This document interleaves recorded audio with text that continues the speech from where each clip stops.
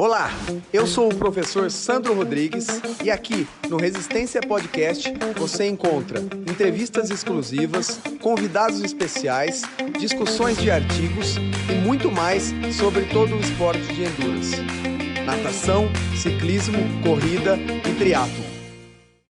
Salve, salve, meus amigos do Resistência Podcast! Estamos de volta para mais um programa sobre as atividades, as modalidades de endurance, a corrida, o ciclismo, a natação e o triatlon. Hoje um episódio especial, depois de uma bateria de episódios técnicos, discussões de artigos, convidados bem técnicos, pessoal do Ciência do Endurance, a semana passada. Essa semana eu trago com vocês um grande amigo, um grande triatleta, mais conhecido como o ancião do tri, pelo menos no podcast que ele também tem com o colega de profissão Wagner aqui. Eu trago com vocês Beto Nitrini. Seja bem-vindo, Betão, meu amigo. Fica à vontade, se apresente aí. Valeu, Sandro. Obrigado. Obrigado pelo grande triatleta, né? Não sou muito... talvez grande mais pelo tamanho e pelo tempo de estrada, né? Mas sempre, talvez grande também pela paixão por esse esporte aqui que eu já faço há tanto tempo, né? Você tocou num ponto interessante, viu, Beto? Que eu vim da capoeira, né? O meu mestrado e meu doutorado foram com capoeira, né? A capoeira me levou até para as Paralimpíadas, que eu fui preparador da seleção de futebol de cegos, que o meu mestrado e o doutorado foi com capoeira e criança deficiente. Nós tínhamos muito esse tipo de discussão lá, que normalmente o cara achava um grande capoeirista, o cara que dava salto mortal, o que era bom de queda, que derrubava o outro, e a gente falava, não, o grande capoeirista é o cara que tem paixão pela capoeira, é o cara que vai estudar música, sabe a história, que participa, que está em toda a roda, em todo evento. Então, assim, eu acho que você que vem há tanto tempo com triatlon, assim, da sua maneira, nunca deixou de fazer, paixão em tudo que veste, possa chamar, assim, de um grande triatleta. É isso, Betão? É isso aí. Eu desde que eu comecei, eu nunca parei. Cara, eu comecei em 1997 e, cara, não tem um ano parado, não tem um período parado desde que eu comecei. Sempre treinando, sempre fazendo alguma coisa. Mesmo quando meus filhos nasceram, né? Deu uma diminuída, óbvio. Mas nunca parei, sempre. E, acompanho tudo. É o que você falou, eu gosto. Eu acompanho, Exatamente.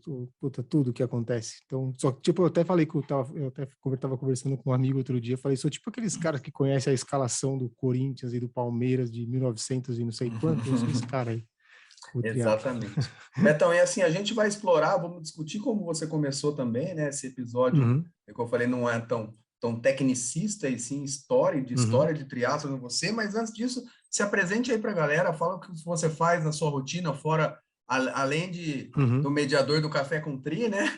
Fala um pouquinho de você fora do triatlo, já que a gente vai falar tanto de triatlo. Quem é o Roberto Nitrini? Cara, eu sou nascido aqui em São Paulo, né? Nasci 12 de novembro de 1975. Sou veterinário de formação, apesar de nunca ter exercido a profissão, assim, quer dizer, eu já exerci, depois eu até conto algumas passagens, mas não acabei indo para a área de comercial, acabei depois fazendo um mestrado, fiz uma especialização em vendas e depois em marketing, em gestão de negócios, e hoje sou diretor comercial da Premier Pet, que é uma empresa de pet food, né, faz alimentos para cães e gatos. Sou casado com a Andressa já desde 2008. Tenho 2 filhos, o Lucas de 11 e o Felipe de 9. E que mais? E, cara, faço triatlon desde 1997. Esse é o meu resumo, é esse aí. Não, sensacional. 2 anos de diferença sua para mim, e você começou um ano depois de mim. Só que eu tive um hiato no triatlon para estudar e Uhum, você não, cara. Muito legal. Então, agora vamos falar como começou essa história de triatlon com você. Porque no nosso tempo não era tão comum assim como é hoje, né? Então, uhum. assim, eu lembro que na faculdade já, quando eu comecei a me interessar pelo triatlon propriamente dito, o pessoal brincava teatro, né? Falava teatro, você faz É, teatro. é. Então, não era alguma modalidade linkada numa das três te trouxe, ou você já foi direto para o triatlo? Conta essa história da sua Não, iniciação no triatlo e da sua iniciação esportiva. uhum. Então, a minha iniciação esportiva, cara, ela foi muito precoce, assim, né? Porque o meu pai é médico, né? É neurologista, professor universitário, professor titular daqui da Universidade de São Paulo, né, da cadeira de neurologia e tal.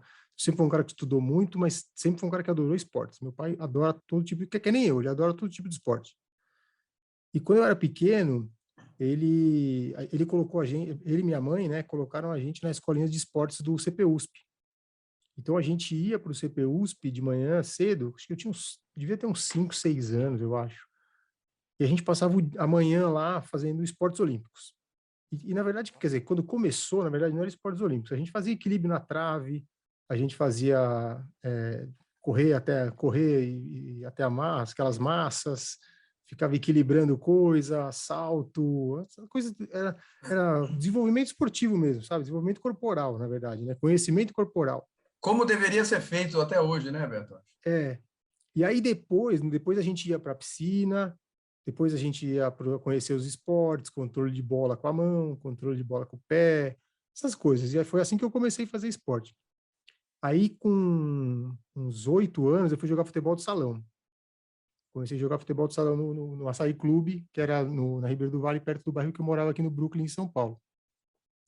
E comecei a jogar futebol de salão. E joguei bastante, mas, cara, nunca fui um bom jogador de futebol de salão. Tanto que eu depois fui jogar no gol, e eu era até um bom goleiro, fui um bom goleiro de futebol de salão.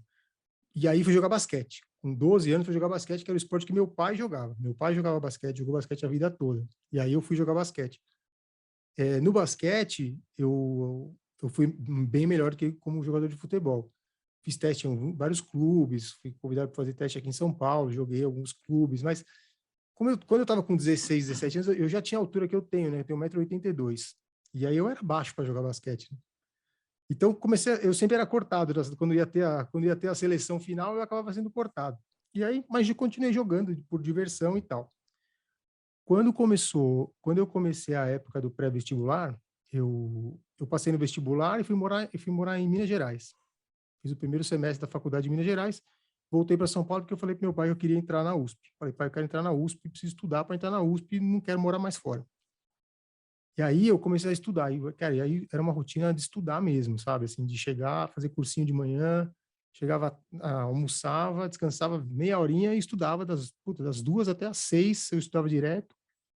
E aí depois eu estudava mais um pouco. Só que aí nesse intervalo eu queria fazer alguma coisa, então eu comecei a correr, porque era o que dava para fazer. Então eu saía de casa, corria corria meia hora, 40 minutos, aí você vai aumentando, 1 hora, 55, 1h05, 1h10, vai correndo, né? Corria na rua, né, Beto? Corria na rua. Aí, quando eu entrei na USP, tinha as corridas de rua lá dentro, né? E aí eu comecei a fazer as corridas de rua que tinham na USP. E dentro da própria USP, eu já tinha o pessoal que fazia ciclismo lá dentro, que eu, na verdade, já vi o pessoal fazendo ciclismo quando eu ia para a escolinha de esportes, né? E aí, aí comecei a correr. Aí, quando a minha irmã começou a namorar o marido dela, Marcelo, ele nadava de manhã cedo. E aí me convidou para ir nadar com eles uma vez, eu fui nadar com eles numa academia lá perto da USP e tinha um amigo deles que fazia triatlo. E aí eu falei, puta, triatlo, né, meu? Puta, deve ser um negócio muito louco, né? E aí eu fui fazer um biatlon em Santos, no SP Open, e aí eu queria comprar uma bicicleta. Aí Lembrando o pessoal, né, Beto, que o biatlon da época é o aquatlon de hoje, né? Isso. O biatlon era 500 metros de natação, 3 quilômetros de corrida. Aí eu queria comprar uma bicicleta, arrumei uma bolsa de iniciação científica na faculdade e comprei uma bicicleta. E aí foi que eu fiz meu primeiro triatlo em 1997. Foi aí que começou. Ah, sensacional. Você fez o quê? Santos? Não, fiz um triatlo dentro da USP mesmo. Tinha uma prova lá dentro e fiz lá dentro mesmo. Foi eu não lembro nem a prova como que chamava, cara, mas não lembro agora, GP, alguma coisa assim. Eu tenho até uma medalha aqui dessa prova aqui guardada aqui.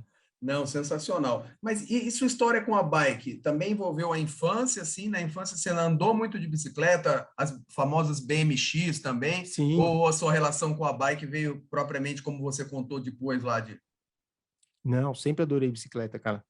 Eu ia aqui onde é o Parque do Povo hoje, né? E onde é o Shopping Morumbi, tinham 2 pistas de bicicross, né? Então eu ia fazer bicicross no fim de semana lá, fazia competição, fazia essas coisas de bicicross. E aí meus pais tinham uma chácara em São Roque, então quando começou o mountain bike, comprei uma mountain bike para andar lá. Então eu sempre adorei bicicleta. A bicicleta sempre foi uma coisa que eu sempre curti muito, assim, sabe? Então eu já pedalava desde pequeno, sempre ia para todo lugar que eu ia de bicicleta, né? Ia para a escola de bicicleta, ia para o clube de bicicleta, ia para o inglês de bicicleta, tudo de bicicleta. Não, sensacional, Betão. E depois que você fez essa primeira prova, decidiu continuar, deve ter sido uma experiência agradável, né? Depois você conta para a gente aí continuar com a modalidade. Você Uhum. começou a incorporar uma rotina de treinamentos por conta própria, você brincava com as 3 modalidades, pegava dica com um amigo, as revistas que nós assinávamos na época. Como que era Uhum. esse primeiro contato com o treinamento depois que você, entre aspas, gostou, se apaixonou pela modalidade?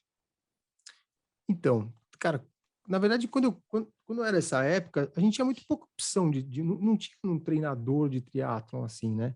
Quem tinha? Tinha o Marcos Paulo na USP e tinha o Mário Sérgio, que era a MPR e a Ranfan, né? Eram esses dois que tinham lá na USP, assim, que estavam lá desde sempre. Mas na época, cara, assim, eu não tinha uma.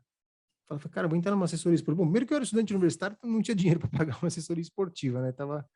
E aí, o que aconteceu? Nessa academia que meu cunhado nadava, eu comecei a treinar com eles lá. Então, fazendo treino de natação e, cara, ia para a USP de terça e quinta de manhã, sábado de manhã, pedalava com o pessoal lá. E domingo eu ia para terça, quinta e sábado eu ia para a USP e domingo eu ia para Bandeirantes. Encontrava o pessoal na Pamonha e a gente pedalava na Bandeirantes. Mas não tinha um treinamento, sabe? Não recebia uma planilha, falava, essa semana você vai fazer isso, aqui. Quando eu comecei a fazer com planilha mesmo meus treinos, foi em 2003, que foi com o Ah, Alexandre Oliveira da Sportplan, que foi o primeiro técnico que eu tive, que mandava as planilhas por Excel e tal. Então foi tudo por ele, assim, foi aí que eu comecei a ter um treinamento mesmo. Até então era tudo. Meu primeiro Ironman eu fiz assim, eu encontrava os amigos no fim de semana, a gente falava, e aí, vamos correr quanto? Hoje vamos pedalar, vamos fazer o quê? E aí a gente fazia e ia no embalo, né? não, perfeito. Então aqui a gente tem um hiato de 5 anos, desde que você começou até quando você encontrou o treinador, né, que você falou. E Isso. o que saiu de distância, de prova, uma vez que os treinamentos não eram prescritos, era uma coisa intuitiva, até eu pergunto isso que é relativamente normal, porque eu fazia Aham. faculdade de educação física, estava dentro da faculdade, nem os professores sabiam nos passar. Então, assim, era nós mesmos, colegas Exato. de turma, que ficavam bolando e inventando o treino. E o Uhum. que saiu de prova aí nesse período de 97 a 2003? Você falou que já deu a deixa de um Ironman, saiu nesse período, é? Cara, ó, até 97, 98, 99, a gente fazia basicamente short, porque era o que tinha. Né? A única opção de olímpico que a gente tinha era o Internacional do Santos, porque o Troféu Brasil era todo short, o olímpico era só para os profissionais. Então a Sim. gente fazia basicamente as 5 etapas do Troféu Brasil, que eram na época eram duas em Santos, uma em São Paulo, uma em Nova, eram 6 etapas. Eram duas em Santos, uma em São Paulo, uma em Nova Lima, que era BH, uma em Goiânia e uma no Rio de Janeiro. Essas eram as Exatamente. etapas do Troféu Brasil. Então a gente fazia, só que era tudo short. E aí o Olímpico a gente fazia em Santos, Internacional. E aí quando foi no final de 99, eu fiz o primeiro meu Ironman lá em Pirassununga. Meu primeiro meu Ironman que eu fiz. E aí 2000, 2001 também. E aí 2002 eu fiz o primeiro Ironman. Que foi também. Foi 4 amigos que decidiram, vamos fazer? Vamos. No final só fui eu, todo mundo ficou pelo caminho, fui só eu. E como que foi essa rotina de treino sem treinador para o Ironman da cabeça? Mas intuitivamente, pela modalidade, já foi uma coisa meio clara que você falou, tem que aumentar o volume. Vou aumentar o Era volume, só então se eu volume, né? pedalava, né? Se eu pedalava X, eu vou pedalar 2x, Isso. se eu corria tanto, eu vou nadar. Era isso, não era, Betão? Era basicamente isso. O professor de natação lá da academia que a gente nadava, que eu nadava, ele falava, meu, vocês têm que fazer volume, não tem jeito, o caminho é volume, né? Porque não vai precisar muita intensidade, então vamos fazer volume. Então a gente fazia só volume.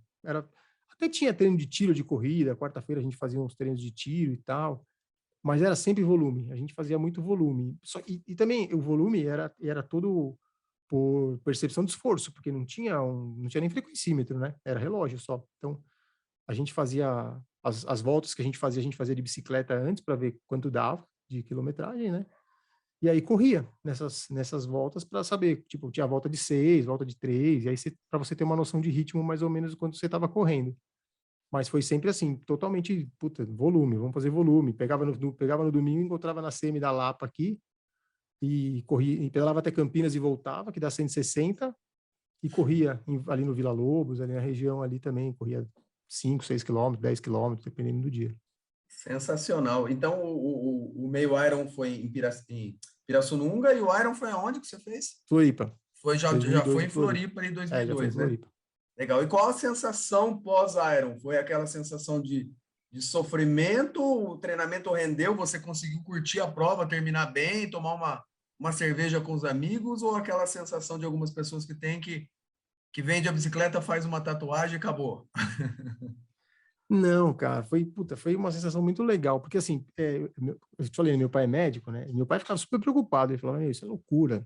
A gente também achava que era loucura. Na verdade, quando vinha alguém falar, vamos fazer um Ironman, você falava, puta, Ironman, cara, Ironman é coisa pra profissional, né? Não é para amador, a gente é amador, não tem sentido fazer isso. Então foi um negócio meio de desafio, meio que aventura, né? Falou, puta, vamos fazer, vamos lá, vamos ver o que vai dar, né? E eu lembro que quando eu terminei, a primeira coisa que eu fiz foi procurar um orelhão e ligar pro meu pai, que foi para falar que eu tinha terminado, e ele falou para mim que ele achava que eu não ia conseguir. E aí ele falou, não, agora chega também, né, meu? Eu falei, não, agora eu vou fazer outro, né? Pô, agora tem que fazer melhor que esse aqui. Agora que Então, vai ficar bom na brincadeira, né? agora tem que encontrar um caminho melhor, né? E aí depois fiz mais alguns.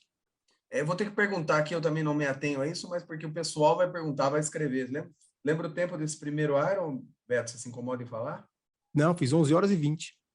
11 horas e 20. Nossa, legal.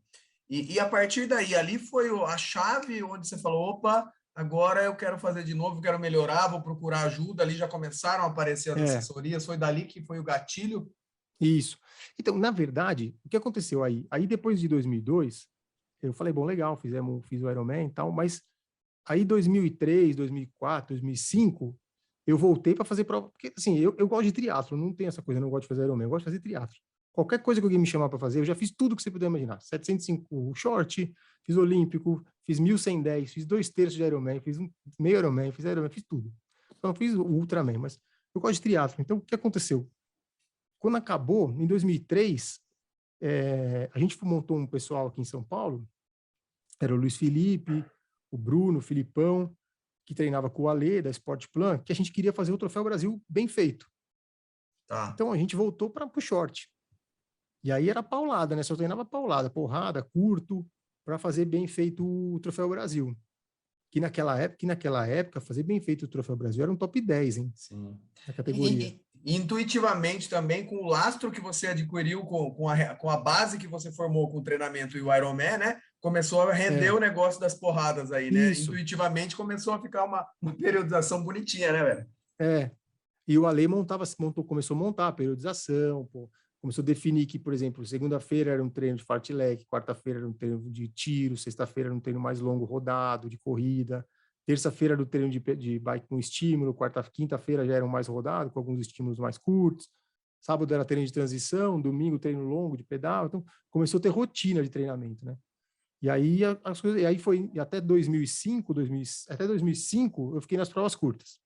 E Tá. aí também entrou também, conheci também o Fábio Barbaglio, o Zé Fabrício, Duda, o Clênio Binho, o Fernandinho, que são meus amigos até hoje, que a gente treina junto até hoje, que era um pessoal muito forte, o Blay, o Sei. Bruno, o D'Angelo, o Fernando Cesário, o Marcos Faria, que era um pessoal muito forte. Então treinar com eles era muito bom, porque eu era o pior de todos, entendeu? Então treinar com eles para mim era a melhor coisa do mundo, porque eu tinha que estar sempre buscando alguém. E aí então foi uma época que eu evolui bastante no short e no olímpico. Foi assim, na época que eu ia melhor no short, né? E aí, a partir daí em 2006, que eu fiz outro Ironman, fui fazendo meio Ironman e Ironman, né? Mas voltei pro short até esse período. E depois fui fazendo. Aí, quando a galera ia fazer o Ironman, eu fui fazer também. Então, eu fiz 2002, 2006, 2009 e 2010. Legal. E eu lembro bem dessa fase no triatlo, não sei se aí você também lembra e passou por isso, ou como você já caiu com um treinador antes que eu, teve uma época que o triatlo era a junção dos treinadores que eram bons de cada modalidade, né? E aí eu Uhum. vivenciei isso dos conflitos, sabe? O que a gente vê hoje, que o triatlo é uma modalidade única e hoje as pessoas no mundo inteiro já nascem ou já querem fazer triatlon e treinam triatlon, e já na nossa época não, era muito comum. O nadador meia colher, né? O cara que quase ganhava, ele virava ele vai para o triatlon, porque daqui você chega de quinto para trás, então vai para o triatlon, né? E aí acabava tendo também os técnicos de natação que às vezes conflitavam com o cara que era o ciclista, que te passava os treinos de ciclismo. Você chegou a vivenciar? Você lembra dessa fase também, Betão? Não, tive. Eu tinha o Ale, o Ale era meu técnico na época do Ironman em 2006, e eu tinha o Fernando, que era era o técnico de natação da academia que eu nadava. E aí, quando o Ale viu, ele falou, mas é muita coisa, vocês estão nadando muito, não pode nadar tanto nessa hora, que aí de manhã você não vai correr. Eu falava, agora então você tem que falar com o Fernando. Mas não tinha WhatsApp, não tinha nada, né? Eles não se conheciam, então eu tinha que intermediar a conversa dos dois, né? Então eu tinha esse conflito um pouquinho, assim, porque um quer puxar a sardinha pro seu lado, cada um quer puxar a sardinha pro seu lado, né? Apesar de que o Fernando sempre foi muito consciente, ele sempre falou para mim uma coisa que, o Fernando Wilkinson, ele chama, e ele sempre falou para mim uma coisa que era muito, ele falou, você não precisa melhorar o seu tempo na natação, no triatlo. Você precisa sair com o mesmo tempo, menos cansado. Saindo ali. E eu tenho um problema com a natação, cara, no triatlo, desde sempre. Porque eu não nado bem para sair com os primeiros e não nado mal para sair com quem sai atrás. Comigo, então, para sair comigo. Você não nada bem para sair comigo. Com os primeiros, você não nada para sair comigo também. Eu saio num limbo ali, entendeu? Eu saio bem no limbo ali. Eu nado para 1,30, cada 100, assim. Então, eu saio num limbo. Os bons saem na frente, os ruins saem atrás e eu saio ali no meio, na meiuca. Então, puta, é horrível, cara, porque é difícil de você se encaixar, né? Mas você nunca pega às vezes pega um pé bom, você já se dá bem, mas é difícil, cara. Então por isso que você tá falando, né? Desculpa, eu te cortei, que o seu treinador falou isso aí. Você não precisa nadar melhor, você precisa sair menos cansado nadando na mesma velocidade. Era isso, né? É isso aí. É isso aí.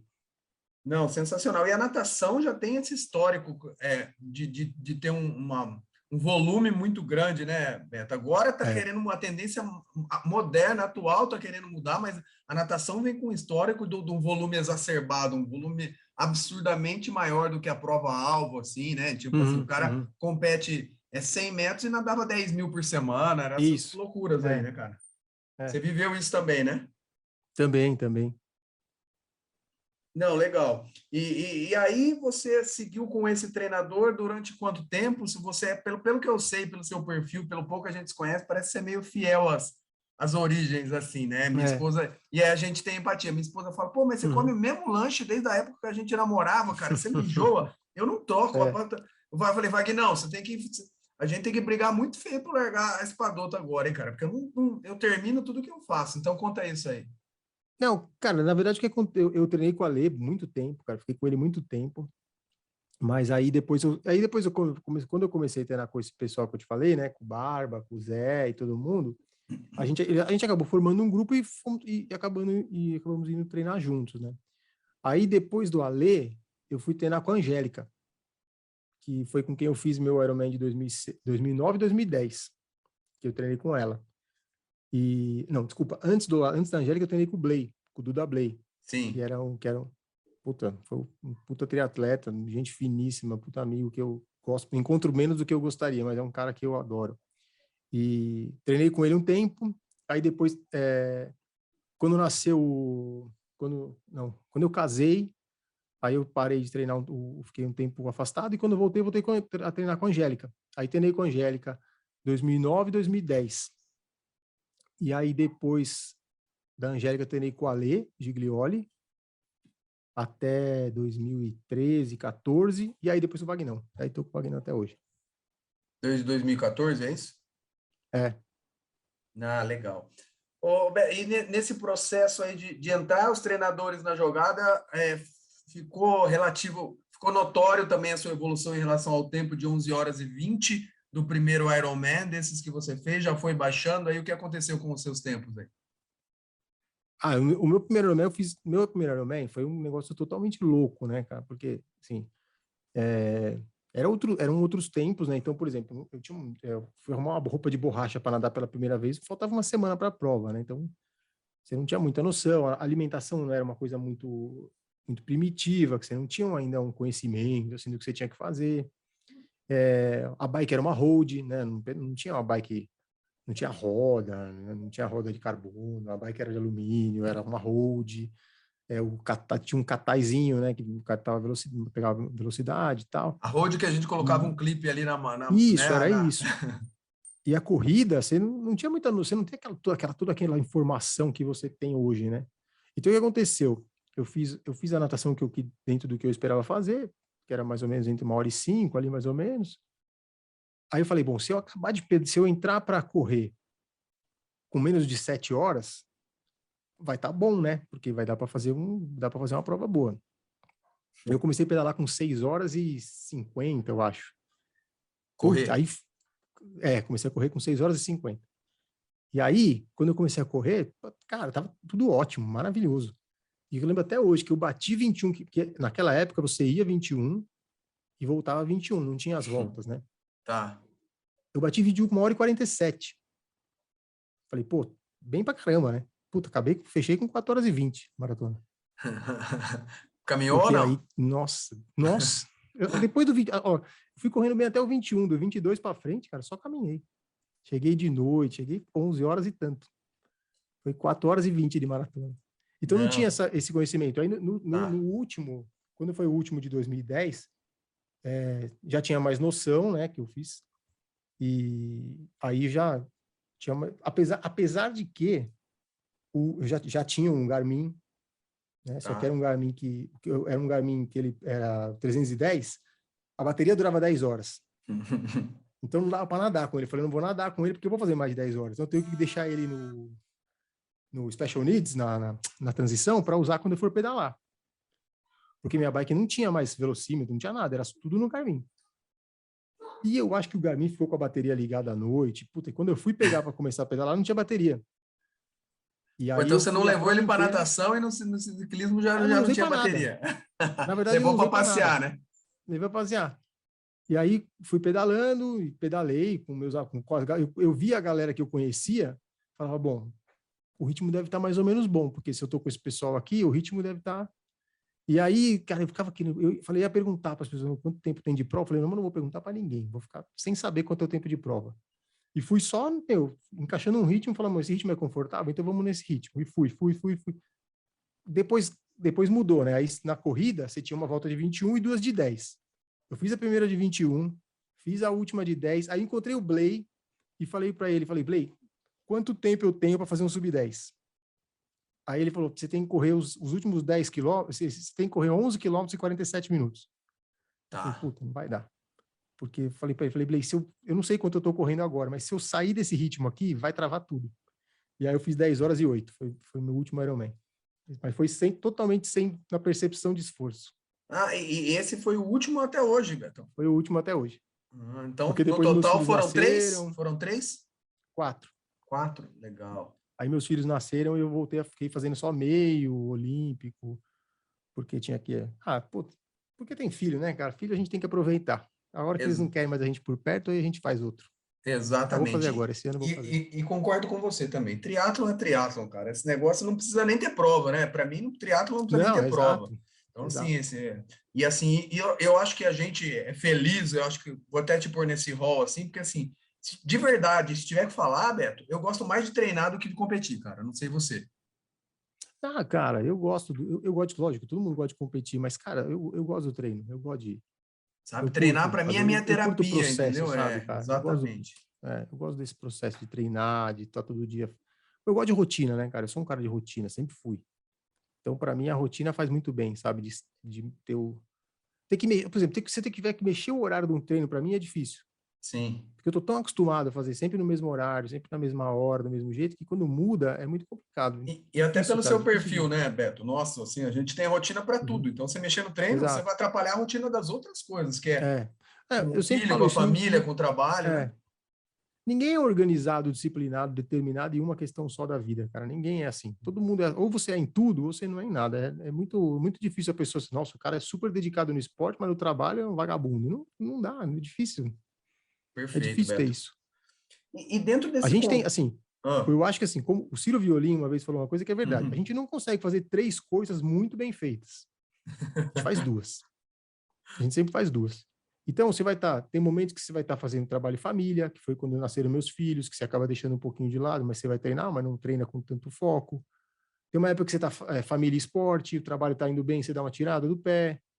Tem época que você está trabalho e esporte, a família está tudo bem, você dá uma tirada. Mas é sempre você está sempre fazendo duas coisas muito bem feitas. As três muito bem feitas é muito difícil de conseguir o tempo inteiro, cara. E acho que esse equilíbrio, assim, saber isso e aceitar isso é o caminho para você continuar fazendo tudo sempre. Querer fazer tudo perfeito, cara.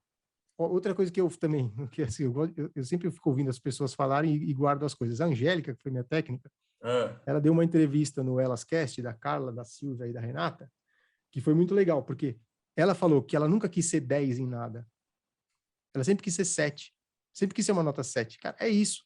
Se você não quiser ser, eu quero ser 10 em tudo, você não vai ser 10 em nada. Então, você aceita que você vai ser 7. 7 tá excelente, meu. E vive com isso, sabe? De vez em quando você quer melhorar um pouquinho em um, melhora um pouquinho no outro, vai pro 8 no 6 no outro, e fica tudo alinhado. Acho que esse que é o caminho.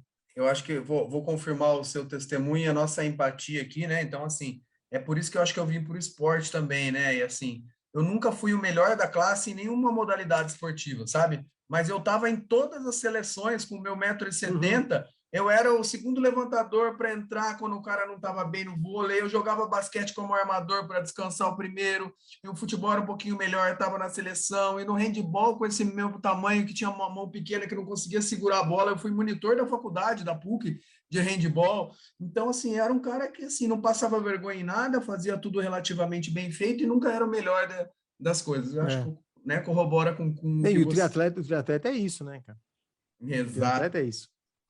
Você vê, até uma entrevista também do Frodeno, ele estava falando da prova do Clash de Miami, do Challenge de Miami, que teve na Rússia. Ele foi a terceira natação, terceiro ciclismo e a terceira corrida.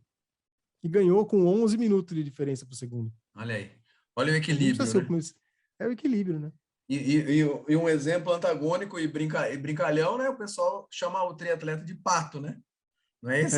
Exato. Que não nada, não voa, não anda direito, mas faz os três, olha lá. É isso aí. Boa. Ô Beto, e a sua relação com as três modalidades? Como você se enxerga? Obviamente que a gente gosta do triatlon, faz as três, mas qual é aquela que hoje, pelo menos, ou não sei se desde sempre ou hoje, que você tem mais afinidade? A afinidade também não quer dizer que você se desempenhe melhor nela. Como essa relação de empatia com cada uma das modalidades e de performance também com cada uma das modalidades? Cara, isso foi mudando durante o tempo, né? Acho que com o tempo a gente vai mudando. Teve uma época que eu já corri bem melhor do que eu corro hoje. Acho que eu acabava correndo, eu acabava fazendo... eu cheguei, por exemplo, se pegar meus tempos de meia maratona, minha melhor meia maratona é 1h25. Bom, hein? Meu melhor 10 quilômetros é 37,50. Meu melhor... Então, hoje, meu melhor 5K, eu fiz no Troféu Brasil, fiz 18,40 e pouco. Corri melhor que o Arthur Ferraz, até outro dia até postei, até para encher o saco dele. E aí, então, mas só que depois, com o tempo, você vai perdendo a velocidade da corrida, né? Então, eu acho que hoje eu sou mais equilibrado nas três, assim, não sou muito bom em nenhuma das três, mas cara, não tenho nenhuma preferida. Eu gosto das três modalidades de forma igual, assim, não tem uma que fala, putz, eu sofro mais para nadar, porque é o que eu tenho menos tempo de prática, né? Vamos dizer assim, mas aprender a nadar depois de velho é mais difícil, né? Mas eu acho que eu gosto dos três, cara, mas é difícil falar um que eu gosto mais. O ciclismo talvez tenha um componente social que é legal, que é o fato de você encontrar o pessoal para ir pedalar no fim de semana, depois acabar encontrando depois, ficar conversando e tal. Então, sempre tem essas coisas. Se bem que eu acabo não tendo muito esse contato social, porque eu sou maluco que sai 4h30 da manhã para pedalar, para chegar cedo em casa, para ficar com a família, né? Então, acabo ficando um pouco sozinho, mas acabo sempre encontrando o pessoal e tal. Essa resenha pós-treino faz tempo que eu não tenho, viu, meu? Não, sensacional, Beto. E a gente é muito parecido, né? Porque assim, eu também, mas eu tenho bem claro essas nuances. Comigo tem essa variação tem época que assim, eu odiava a natação porque eu nado muito mal. Tem época que, assim, eu gostava da natação porque era o que eu mais queria melhorar, então eu focava nela para melhorar. A relação que eu tenho, assim, a corrida, eu sou apaixonado, é a modalidade que me trouxe, eu corri super bem, dissemino o módulo de biomecânica nas pós-graduações, na Unicamp, no país inteiro, Uhum. mas o ciclismo, eu falo que o ciclismo não consegui me dar a mesma sensação da corrida sem o impacto da corrida, eu diria assim, né? Sim. E a gente chegando nos 50 aí, né? O impacto a gente sente. Então, assim, cara, eu consigo ter a adrenalina da corrida sem a porrada da corrida, né, cara, no ciclismo. Então, hoje eu tô nessa nuance com o ciclismo. E sem contar que a brincadeira com o ciclismo não tem fim, né? Eu que gosto de tecnologia, de olhar, Exato, experimentar coisa nova, só tem que avisar a eu acho que esposa, esse é né? o ponto. A galera gosta mais do ciclismo por causa disso. Ele é o que mais traz coisas, né, para você poder, puta tecnologia, bicicleta e tal. Tem muita coisa nova aí, né? Que você vai se deixando, puta, é muito grande. Deixa eu só acender a luz aqui rapidinho. Vai lá, vai lá. Sensacional o nosso papo com o Beto Nitrini aqui, ó. Quebrando os paradigmas do Resistência Podcast, é meramente técnico, tá sensacional o nosso papo. Beto, fala Assim para fica mim, melhor. já que a temática, né, a gente falou de falar sobre longevidade no triatlon e no esporte, como que é essa relação sua, né, com as lesões? Então, assim, você é um cara que machuca muito, machucou mais, está machucado, aonde mais que pega com você? Fala um pouquinho desse histórico seu com lesões. Cara, eu tenho muito pouco, tenho pouquíssimas lesões, Sandro, muito pouco mesmo. Eu posso contar, ó, para te falar, eu tive deve ter sido lá pelo ano 2000 e pouco, 2001, 2012, tive uma bursite na pata de ganso. Aí, quando foi 2018, acho, eu tive puta, como é que chama? Síndrome do piriforme. Tá. Que ficou uns 3 meses para tratar. É chatinho para tratar, né, cara? Chato. E aí, depois, agora, em julho do ano passado, eu rompi o posterior da coxa. Mas, cara, foram essas lesões que eu tive em todo esse tempo. Foram essas dessa lesão que você está voltando da corrida que você falou das vezes, tá? Isso. Que eu fiquei de julho até outubro, até o final de julho, até o final de outubro, fiquei tratando. Correndo na piscina, né, deep running, pedalando levinho, nadando de flutuador, até recuperar. Agora recuperou, tá zerado já. Ótimo. Mas foram essas lesões que eu tive, cara. Tive essas 3 lesões só, muito poucas. E assim... Tem até na madeira aqui para Boa, continuar assim. Assim será. E assim, lógico que você é um cara que conhece bem o esporte, pratica a modalidade, não estuda diretamente, mas estuda indiretamente. Você atribui essa parte sua de poucas lesões a um privilégio genético, ao fato de você ser metódico, as coisas que você faz, de não fazer loucura, um pouco de cada coisa. Ao que você atribui isso? Então, eu acho que tem um pouco do fato de nunca ter parado, de estar sempre fazendo esporte desde muito pequeno, né? Desde pequenininho eu sempre fiz esporte. E acho que tem muito disso de não exagerar. Cara, eu sou sou muito nesse ponto, cara. O treino leve, ele é leve, o treino forte, ele é forte. Então, assim, bom, mas encontrou um amigo, vai junto. Não, se o amigo tiver mais forte do que o que é o que eu ir, eu não vou. Então, eu sempre fui assim. Às vezes largava na estrada todo mundo para pedalar, falava, encontrava uma galera, vamos junto. Eu não vou. Não vou junto. Cara, seguro, vou leve, se é leve, é leve. Porque, cara, se é leve hoje é porque amanhã vai ser forte. Então, aí se você vai fazer o que eu sempre pensei é isso, você vai fazer o leve de hoje, você vai fazer mais forte do que deveria, o forte de amanhã você vai ter que fazer mais fraco do que deveria. E aí você está não só exposto a estragar o treinamento que seu técnico fez, né, o planejamento que ele fez para você, como também se machucar, né? Eu acho que porque você já vem cansado, porque assim, ó, até para te dar um exemplo, por exemplo, a minha lesão que eu tive do posterior, ela foi porque a musculatura já estava cansada. Porque o corpo dá sinal antes, né, Beto? Depois que você para e pensa, fala, pô, já estava me avisando, né, cara? Exato. Olha como foi. Eu fui em começo de julho, eu fui para Serra Negra, aí encontrei meus amigos lá, o Murilo, o Dimas, tal, o Jones, tal, para pedalar com eles. O Rafa Turteira estava lá, o Edu, pedalando. Cara, na volta quando eu voltei no carro, já começou a me doer o ciático da perna direita. Falei, nossa, puta, que dor chata, meu. Pegamos o trânsito, ainda tava ruim de dirigir e tal. Fui no físio, soltou. Quando foi 2 semanas depois, eu fui fazer os Rio Raps lá no Tira-Saia, né? Fiquei subindo e descendo. Aí cheguei em casa, no sábado de manhã também, cara, perna pegando, ciático pegando um pouquinho, posterior meio chato, alonguei, fiz massagem e tal, beleza. Aí, quando eu fui à tarde, eu fui jogar bola com os meninos e, porra, jogando bola com os meninos, escorreguei, apoiei a perna, estourou.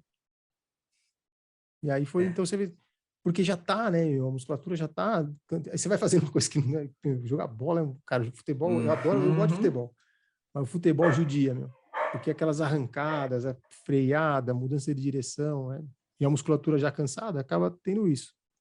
Exatamente. Então, E acho aí que você é um não sabe pouco se isso, né, você machucou porque você escorregou ou você escorregou porque você machucou, né? Quase exato. uma coisa assim, E você tá outra, com a e acho que, musculatura. Vai, perdão. e também tem um outro ponto, porque assim, ô, Sandro, que é assim, cara, tá cansado, saiu para treinar, tá cansado, viu que o treino não vai sair, cara, tira o pé, não adianta. Uhum. Assim, se eu tivesse, mas se eu fosse mais novo, até você vai, meu, puta, se vira, porque você, cara, quando você tem 20 anos, 25 anos, você arrebenta no dia, você dorme no dia, você tá zerado. Cara, você saiu para fazer um treino com 47, o treino não saiu, não tá saindo, cara, tira o pé, porque se você fizer, amanhã você nem anda. Então tira o pé, não adianta. Não, Faz perfeito. devagar, e aí no outro dia você tenta voltar, não faz, aí você volta na planilha, entendeu? E o que você E é fala é muito bom quando a gente tem um aluno com essa consciência, é a minoria, né? Inclusive, a gente brinca que até treinadores, quando põe chapéu de aluno, comete o erro clássico. uhum, Qual é o erro clássico? Você põe lá na planilha que o treino é leve. Então, via de regra, o aluno, quando o treino é leve, ele fala: Nossa, está muito leve, eu vou apertar um pouquinho. Aí ele aperta. Aí, quando você põe um treino forte, ele fala: Não, está muito forte, eu vou tirar o pé um pouquinho. E o é. aluno sempre fica naquela zona cinza que ele nem melhora como poderia e ele ainda consegue atrapalhar o treino do dia seguinte, né? Uhum, Então, uhum, normalmente, então, quando pega um aluno como você, é muito legal, porque para você convencer o aluno que leve é leve, não é para apertar, e o que o forte ele precisa apertar, não é para tirar o pé e ficar naquela zona nebulosa ali, é uhum, complicado. Isso ajuda é. muito, com certeza, tem a ver com E a sua tem que saber história. diferenciar também a preguiça do cansaço também, né? Tem E... dia que você tá com preguiça de fazer o treino. Aí não, aí tem que fazer. Porque preguiça top. Isso é outra coisa que também todo mundo me pergunta: mas você tem preguiça? Como você vai treinar 4:30 da manhã? Só você gosta de acordar cedo, né? Eu falo, não, eu odeio acordar cedo. Eu não gosto de acordar. Quem gosta de acordar 4 horas da manhã para ir pedalar, para ir correr? Ninguém. Mas é isso ou não é, Beto? Exato. Então, ou você vai nessa hora ou você não vai. Você gosta de pedalar ou você gosta de dormir? Puta, eu gosto dos dois. Então, dorme um pouco menos e pedala um pouco menos. Mas é o que, meu, é o que dá para fazer. Então, só que preguiça sempre tem. A luta para sair da cama sempre existe. Nunca ela deixou de existir. Nos 25 anos que eu faço nada, eu sempre briguei para sair da cama. Mas acaba saindo. E depois que você sai, você nunca se arrepende, cara. Você nunca se É, arrepende de ter feito o treino. perfeito. E você acorda no despertador ou acorda sozinho antes, como Cara, eu se eu, aqui? Que ó, eu fico puto com o meu sono, cara. Então, assim, eu sei que eu tenho que levantar, vou treinar 4:30, 3 horas eu já começo a acordar, Beto. Puta, até hoje uhum. é assim, cara. Não sei como é contigo. Não, assim, se eu precisar acordar antes das 5, eu preciso do despertador. Mas 5:10, 5:20, eu acordo. Se eu tiver que levantar, eu levanto. Se eu tiver que dormir, eu durmo. Mas 5:20, puta, 5:20, por aí eu já acordo. E esse esporte nosso aqui, ele necessita, eu acho que o melhor recovery que existe, eu sempre falo que isso é o sono, né? É o sono, né? E você consegue ter quantas horas de sono em média, Beto? Porque isso aí, com certeza, tem Eu tudo a durmo, ver eu durmo entre com... 6 horas e meia e 7 horas. Tá. Então, tô, Como eu dormir menos que 6 horas, eu já aborto o treino, não vai dar ruim, exatamente. 6 E horas e oito meia, horas 7 é horas é luxo, eu não excelente. consigo, nem que eu tenha É, tempo para dormir 8 horas, eu não durmo. Você é assim é. também, então, né? Eu acordo e saio da cama, porque minha esposa começa a ficar brava que eu acordo ela, se eu fico me mexendo. Então, já, eu falo, eu não vou dormir mais mesmo, já vou levantar, vou pra sala, aí vou pra sala. E você Às vezes, controla o à seu noite, HRV, Beto? controlo, de manhã sempre tiro, E sempre você usa acompanho. ele, né? Vocês, né? Então, assim, ele tem muita inferência no treino de vocês, vocês já os utilizaram para abortar um treino, ele casa com a sensação de estar cansado, que é muito legal isso, né? A gente percebe que funciona o negócio, não é? Casa, cara, ele casa bem, viu? Eu até eu tava comentando ontem, a gente gravou, o último episódio que a gente gravou, eu tava comentando que é engraçado, porque acho que na última semana de dezembro, comecinho de janeiro, não lembro exatamente, meu HRV tava dando muito errado. Putz, sempre vinha aquele, não, treina leve hoje, treina leve hoje, treina leve hoje, e a frequência do treino tava dando alto, e a sensação de esforço tava dando totalmente fora do parâmetro, e ficou uma semana assim. Então, tirando o pé do treino, e mesmo assim a frequência alta, treinando leve, tudo acabou ficando uma semana leve, porque sempre vinha lá a nota baixa, né? Você fala, meu, vamos treinar leve, vamos treinar leve, vamos treinar leve. E fui treinando leve. Quando foi uns 4 dias depois, a minha esposa começou a ficar com... E eu tava com uma garganta meio ruim, tava me sentindo meio cansado, mas fui treinando leve. Quando a minha esposa deu uma semana, minha esposa começou a ficar com dor de cabeça, dor de garganta, tal, né? Aí foi ela e meu filho fazer o teste, os dois estavam com Covid. E eu fiz do meu, deu negativo. Eu falei, eu acho que eu tava com Covid semana passada, porque como eu já tomei as 3 doses, né? Eu acho que eu tava com Covid a semana passada, tive uma coisa bem leve, tanto que meus treinos foram um lixo, todos eles a semana inteira, o HRV foi todo zoado, a frequência cardíaca toda alta. Certeza, velho. E agora vocês estão com Covid, e eu não tô. Então, provavelmente, eu passei para vocês, já passei o meu, e vocês estão com. Mas a gente sempre usa para... E até foi uma coisa que aconteceu. E dá certo mesmo, viu? Porque ele começa... É que, na verdade, ele começa a ficar ruim antes de você perceber que você tá ruim, né? Isso, Quando exatamente. você Não percebe que o treino tá ficando ruim, ele já avisou lá atrás, já que você ia ficar ruim. funciona bem. Eu acho uma ferramenta incrível, a É ciência a nosso legal. favor. Para a gente chegar nos finalmente aqui, porque se deixar nós dois do jeito que gostamos, bater um papo até amanhã, né? Mas quantas horas de treino você faz hoje, Beto? Em média, assim, como você divide? Seu foco é voltar para o Ironman, né? É isso. Isso. E quantas horas de treino você tem treinado hoje, em média, semanal? Semana passada de treino, se eu pegar musculação, ciclismo, corrida e natação, foram 18 horas. E aí tive mais 4 sessões de yoga aí, que deu quase 21 horas de treinamento na semana passada. Legal. E essa média que você pretende que você disponibilizou para o Wagner, para o seu treinador, para ele elaborar mais ou menos em cima disso, você está focando... Qual a prova? Essa semana aqui vai dar mais. Você vai fazer o Iron agora em 2022? Beleza. Porque a semana passada deu 20 horas, mas segunda e terça, como teve o Internacional de Santos, foi mais leve. Essa semana aqui eu acho que vai passar de 25, 23 horas mais ou menos, 24, por aí.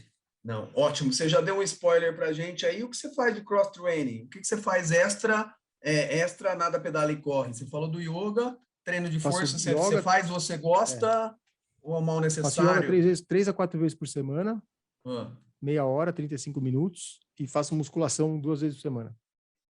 A musculação você gosta ou você vai porque tem que ir, não liga? Como Cara, assim, eu vou porque tá na planilha, eu não discuto planilha, entendeu? Minha função não é discutir a planilha, é receber e executar, entendeu? Então, se tá lá para fazer, eu faço. Mas brincadeiras à parte é importante, né, cara? A gente, cara, nem só depois de uma certa idade, a musculação é fundamental, né? Tem que fazer, não tem jeito. Ela é o que fortalece. Porque assim, você pensa, né? Você fica lá fazendo, você tá pedalando, né? Pedalando, correndo, aquele momento repetitivo. Quando você vai para a musculação, você vai fazer aquele movimento menos vezes, com mais carga, para deixar as articulações e os músculos para poder aguentar essa carga, né, cara? Então, tem que fazer, não tem jeito, cara. É importante fazer. E, cara, são 45 minutos, sabe? Hoje, por exemplo, agora eu estou em home office. Cara, às vezes acaba minha reunião na hora do almoço, eu desço na academia do prédio aqui, 45 minutos, 40 minutos, eu mato a série de musculação e acabou. Volto para casa e feliz. Perfeito, Betão. Betão, muito obrigado, mas eu quero aqui fechar o programa devolvendo a moeda para vocês aqui, ó. Eu vou até o mesmo nome, você vai ter que contar um momento roda presa do programa de vocês, que vocês colocam todo mundo na berlinda ali para contar um mico, uma gafe, que vocês são loucos para pegar os mais famosos dos participantes do podcast de vocês, depois você fala um pouquinho, mas conta o seu momento roda presa aí pra gente, que todo mundo quer saber, que você só pergunta e não fala. Bora! Cara, eu tive um momento que, na verdade, ninguém viu, mas é um momento assim meio que é meu. Cara, teve uma prova na USP, puta, eu nem lembro quando foi, deve ter sido 99, 2000, por aí, que era uma prova do Pão de Açúcar que tinha, que era o Gaioto que organizava. Cara, tava frio, e eu não tinha roupa, naquela época eu não tinha roupa de borracha, a gente nadava de macaquinho, né? E, cara, tava muito frio. E eu lembro que eu saí da água, comecei a pedalar, e, cara, me dava uma dor na virilha, cara, mas uma dor, assim, falei, cara, que coisa esquisita, não consigo pedalar, não consigo fazer força com a perna, tal. Cara, eu fui, pai, pedalei. Aí pedalei. Quando eu cheguei na transição, falei, tem alguma coisa errada. Quando eu fui correr, né? abri o zíper do macaquinho, eu fui ajeitar, né? Ajeitar aqui as partes para ver como é que tava. Cara, aí eu desesperei, porque eu senti que só tinha um testículo. Falei, caramba, cadê o outro? E aí eu chamei o médico da prova, né? Fiquei desesperado. E aí o cara falou, meu, tá muito frio, você tá muito frio, teve retração, provavelmente ele deve ter tido uma... Ele entrou e tá dentro da cavidade. Falei, como assim dentro da cavidade? Vai tomar banho quente. Cara, fiquei desesperado. Aí fui, tomei o banho quente, e aí melhorou, aí voltou ao normal. Eu voltei para casa, conversei com meu pai, né? Que meu pai falou, pô, deve ter tido algum problema, tal. Vamos ver se acontecer de novo, mas nunca mais aconteceu. Mas foi um momento desesperador, vamos dizer. Caraca, isso não foi aqueles triatletas valentão que quis correr para depois ver, não, né? Você abortou tudo e... Não, abortei. Na hora que eu vi, falei, não, meu Deus, desespero total, né? Caraca, velho. E aí você sentiu que... Senti. Porque Caraca, tava velho. doendo a virilha, né, cara? Então, eu abri o macaquinho, pus a mão, falei, meu, quando eu fui palpar, falei, caramba, cara, tá faltando um aqui, meu. Puta, Vou dar uns pulos, ver sensacional. se desce, né? E aí tomou um banho de água quente e voltou, Tomei normal, né? banho de água quente e voltou ao normal. Betão, ó, como você não, eu imagino que se você quiser fazer o seu jabá, mas quando a gente traz os professores, o pessoal fala para divulgar as redes sociais, se alguém quiser entrar em contato com você, mas eu acho que é importante você falar do Café com Tri, né, que é um programa sensacional, que traz alguns triatlos, você é um dos âncoras do programa, conta um pouquinho ou de você ou do programa para o pessoal também ouvir e complementar o Resistência Podcast e o Café com Tri também.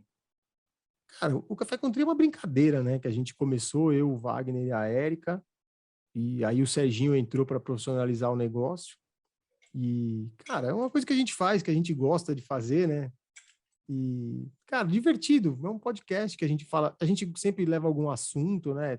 Sempre tenta trazer algum convidado para conversar sobre algum assunto do esporte, do triatlo. Então puta, a gente já tem várias coisas aí que a gente falou, né? A gente traz os amadores que foram para Kona, fala com técnico, fala com atleta, já falamos com os caras internacionais aí também. Então, é uma coisa divertida. Quem quiser ouvir aí, tem no Spotify, tem no Amazon Music, Deezer, todas as plataformas aí tem o Café com Tri. E no Instagram é o Café com Triathlon. Beleza. E não sei se sua rede social, se o pessoal quiser te seguir aí também, não sei se você é tão ativo assim, mas fala aí para o pessoal. Não, o meu é @BetoNitrini. Também tenho. É o meu Instagram. Não tem muita coisa, tem coisa da minha família, tem coisa dos meus treinos, tem meu dia a dia lá. Mas pode ter a certeza, Betão, agradecendo você de antemão, já que hoje a gente conversando, você até vê, nós nos conhecemos pessoalmente aqui outro dia, você veio aqui em Campinas, nós pedalamos junto, mas hoje te conhecendo um pouquinho mais a fundo com esse podcast, assim, com essa entrevista, eu vejo que talvez o porquê, a empatia que eu sentia por você só de olhar, de escutar o Café com Tri lá, então temos bastante coisa em comum, mas acho que o que nos une é o triatlon, né? Então, assim, a paixão que nos move aqui, falou de triatlon com a gente fica conversando até a esposa da bronca, a gente tem que parar, não é isso? É isso aí. Então, meu irmão, muito obrigado da sua presença aqui, foi um prazer, e acho que foi muito importante, porque o conceito do Resistência Podcast é uma coisa muito técnica, muito científica, e um dos episódios mais escutados foi de uma aluna que eu tenho, que ela perdeu 60 quilos sem cirurgia, só com a corrida, depois fez o desafio da Disney lá, do Pateta, 2 vezes. Legal. Então, assim, um dos mais escutados foi o que transcendeu o âmbito técnico. Eu tenho certeza que esse episódio vai ser um sucesso, foi muito legal conversar contigo. Obrigado de coração, deixa o seu recado final aí para os nossos ouvintes. Pô, valeu, Sandro, obrigado pelo convite, cara, fico feliz quando alguém me chama para participar, já participei de alguns aí, podcasts, pessoal, para conversar. E, cara, assim, eu gosto de trazer pessoas para o esporte, assim, sabe? Sempre que alguém puder olhar e falar, meu, puta, como é que esse cara consegue, né? Se ele consegue, dá para fazer. Então, acho que esse que é o caminho, que dá para, se você quiser fazer, se gostar, não precisa ser triatlon, cara, pode ser futebol, pode ser corrida, pode ser beach tênis, que está na moda agora, pode ser surf, pode ser alguma coisa, mas, cara, acho que se você quiser fazer, você faz. Meu pai sempre fala isso, cara, se você esperar ter tempo para fazer alguma coisa, você não faz nada. Né? Você tem que fazer e encontra o caminho, você encontra para fazer o que você quer, a hora para fazer o que você quer. Eu nunca deixei de ficar com meus filhos, nunca deixei de cuidar da minha esposa, de ficar com a minha esposa, né? Cuidar da minha esposa não, porque ela se cuida sozinha, né? Mas para ficar com ela, para ficar com meus amigos, nunca abri mão de tempo com a minha família. Vagnão sabe que eu monto minha planilha e falo, ó, esse fim de semana não dá porque é aniversário de casamento, vou viajar com a minha esposa, fim de semana que vem é aniversário do meu sobrinho, não sei, é aniversário do meu filho. Então, eu vou equilibrando tudo aqui, cara, e dá para equilibrar. Tô aí há 25 anos equilibrando tudo, cara. Então, acho que dá para fazer. Sem querer, não sou um influenciador, né, digital, nem pessoal, mas acho que é legal das pessoas poderem ver que dá para fazer tudo de forma bem prazerosa. Beleza, Beto, muito obrigado. Sorte Beleza? de quem nos ouviu, mais sorte ainda de quem te conhece, porque o lema que eu tenho é eu gosto muito de gente boa e do bem. Quando você combina gente boa e do bem, e eu tenho esse sentimento por você. Valeu, meu irmão. Um grande abraço, até a Valeu. próxima. Abraço.